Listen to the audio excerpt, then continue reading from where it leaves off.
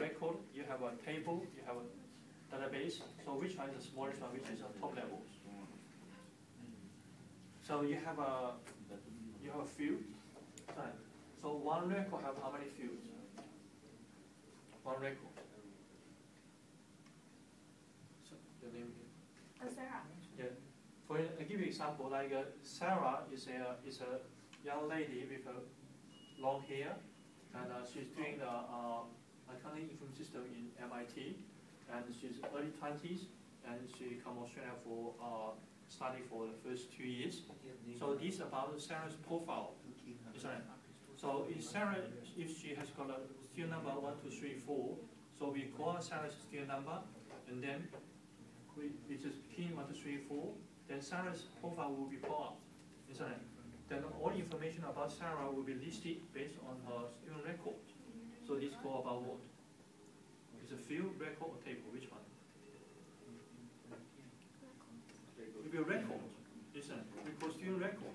The student record is made up by surname, first name, gender, age, and the mailing address, phone number, and how many subjects she enrolled, isn't it? So this information is one record, which is made up by fields, isn't it?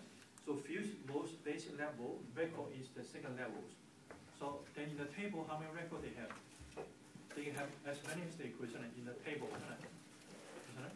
So between table, they have a relation between student table, or course table, or other table. They have relational build-up between each table, isn't it? So how to link each other between tables? How to link? Based on what? Primary key, isn't it? The primary key is a unique key which is searched for each table as the index to search, which is more efficient. But the primary key for table A will be the foreign key for table B, isn't it? I think I guess you are confused about the primary key and foreign key. But actually, you understand the meaning. But when you look at the meaning themselves, or look at the question themselves, the primary key and foreign key always interchange. But be careful about when you look at the table themselves.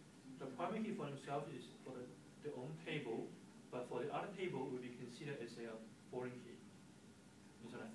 So they always have an orientation and position where they're going to go to. Isn't it? So this is all about Microsoft Access. I haven't looked at your MLB yet, because Barry just mentioned it, but I didn't realize the MLB assignment due last week. So I'll look at your group assignment. All right?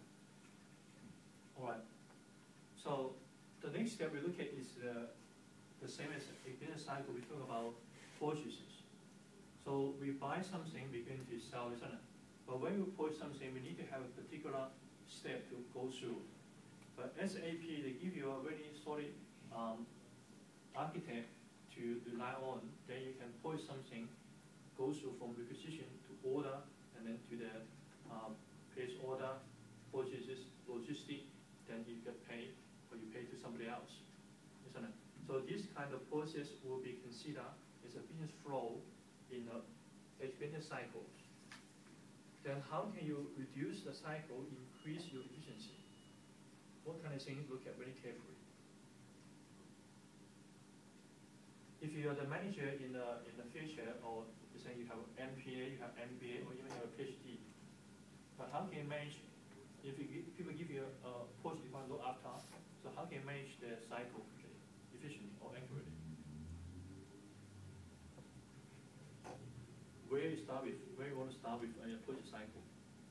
From where? I think it's going to before saying we from the purchase requisition, purchase order, and then vendor list. Then we're going to have a report, isn't it? And then a packing list. Otherwise, you have a remittance slip. This kind of process is the basic step for the cycle. But how this one can be improved in the AI system?